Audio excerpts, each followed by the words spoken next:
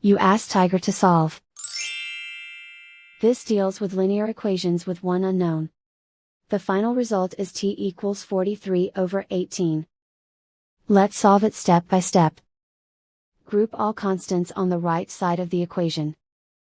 Add 3/2 to both sides.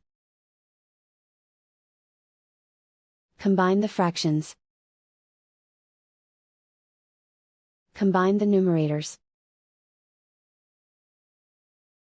Reduce the zero numerator. Simplify the arithmetic. Find the lowest common denominator.